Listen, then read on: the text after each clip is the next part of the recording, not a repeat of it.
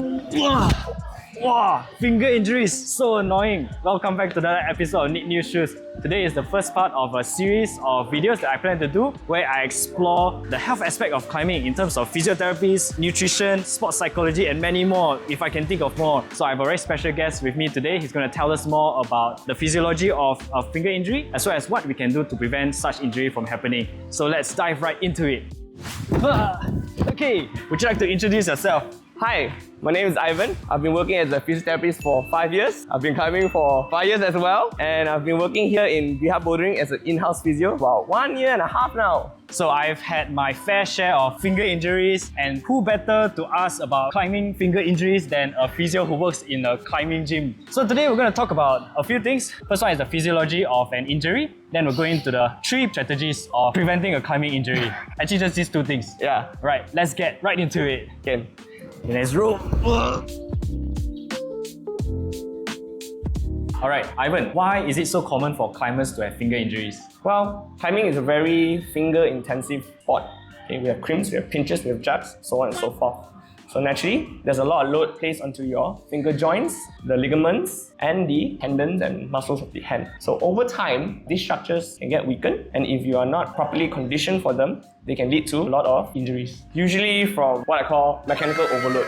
Either they've been pushing too much for too long, and it led to like an overuse injury, or just straight up.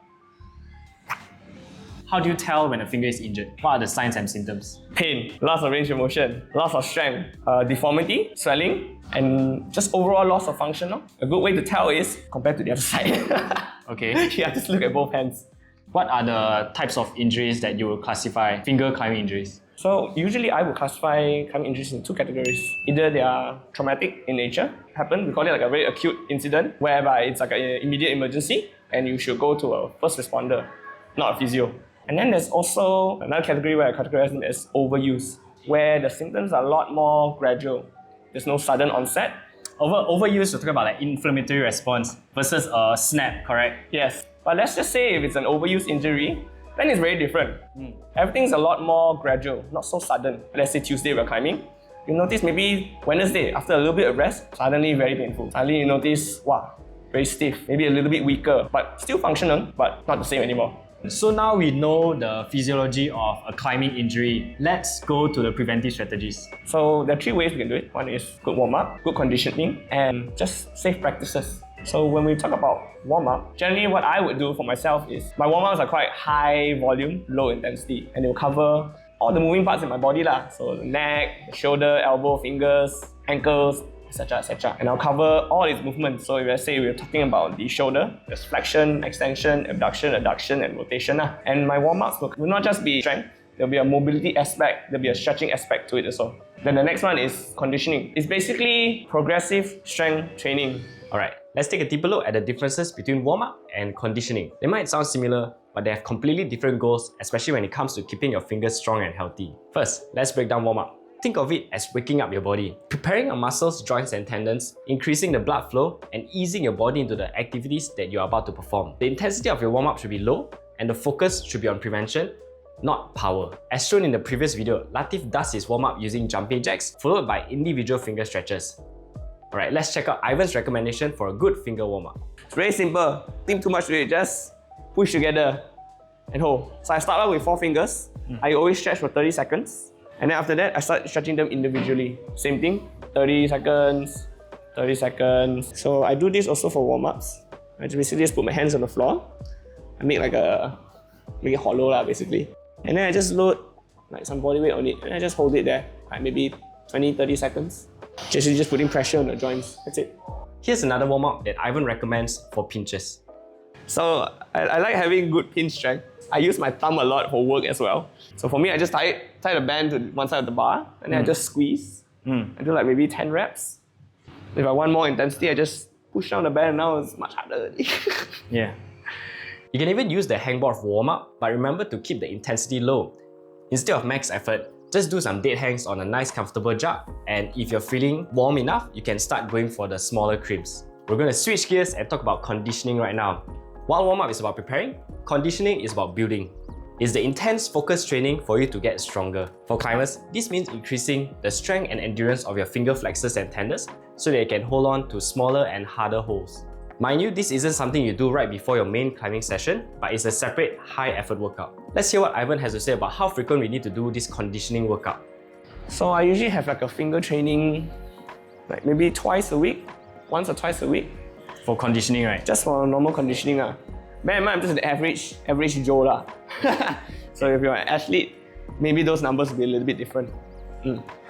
Actually, condition to what your goals are lah.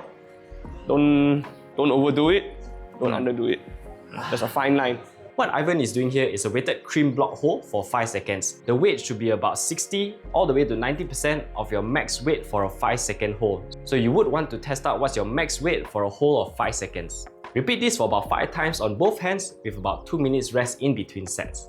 Another conditioning you can do are finger curls, which are your isotonic exercise. Cream block and finger curls, two different numbers, so you should test each. Similarly, 5 reps, 5 sets of controlled finger curls. You can also do similar movements differently, such as on a barbell, as well as a weighted support dead hang, as shown by Ivan here. The takeaway is simple: warm up to prevent injury and prepare your body, and condition for you to get stronger. Do your gentle warm-up exercises at the start of every session and save the high-intensity conditioning training on a separate high-effort workout day. But if you're short of time, you can do it in between your warm-up as well as your climbing session. But always remember not to push yourself too hard. By knowing these differences, you'll be able to train smarter, climb harder, and stay on the rock longer. Now let's hear the third point of preventing a finger injury. Safe practices. So when we talk about safe practices, I usually emphasize these 3 areas. You'll cover a little bit about conditioning also. Proper physical stress, meaning you are training enough, but you're not overtraining also. Enough rest, meaning you are taking enough breaks in between your sessions, in between your attempts. And proper nutrition, making sure you're eating enough. So that includes carbohydrates, your protein, your fibers, and all the other micronutrients. Nutrition episode coming out in the future, but let's talk about rest. How do you know if you're resting enough? A lot of people don't know when to stop. Coming back to back can be quite stressful on the joints, especially as a new climber, because your joints are not used to it. So it's good to climb on alternate days. This is just for the average climber lah, okay? There's also another practice where people climb 4 times a week. Okay? There'll be one day where it's back to back. Let's say they do that for 3 weeks, and then on the last week, the 4th week, they take a step back. Basically, it's like a deload week. Right. The intensity and volume of that sessions are much less. What happens when you're resting? We're talking about in between attempts. When you just keep going back at it, you're really wasting away your energy levels. And when you start to reach fatigue levels, that's when you start to compensate. So you start to maybe pull harder with your shoulders, you start to like chicken wing a little bit, and then maybe your ligaments and joints start to take more stress. Because all of a sudden, let's say we're taking creams for example, maybe full cream, requires a lot of finger flexors and a lot of finger extension to really stabilize the joint. All of a sudden, you can't hold this position anymore.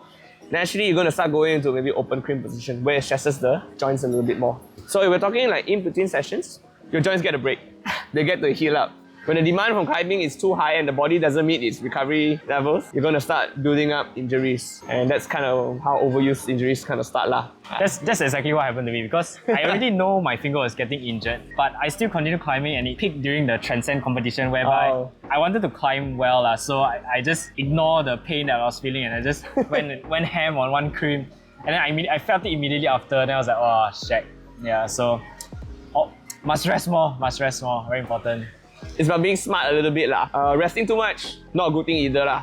So it's, like I said, it's a good balance. What's a good active rest? Swimming is a good active rest. Running, things that are a little bit more cardio based. Okay. Swimming in a way kind of puts your body in suspension. So your joints are not being loaded anymore. And then at the same time you're floating, you need to move, you need to propel yourself forward. And that is a good stimulus for your joints to heal. It's not too stressful in the joints because it's just suspension, but you're still actively moving it. Okay. And joints like movement. When you completely rest and don't do anything, you notice the joints get a little bit stiff. So that's the problem with that lah. So not too much rest. No, the right kind of rest is important, but there needs to be a balance. Okay. Try something else. Go touch grass. Touch grass. Go touch grass, guys. Touch grass. Hello YouTube! Hey YouTube. Welcome to VR Bouldering. I hope you learned a thing or two about finger injuries. I forgot the line. I didn't get. Okay, thank you for watching another episode of Need New Shoes. Ivan. Well, I hope you guys learned something about finger injuries and how to prevent it and how you can climb safe and be more mindful. Yes.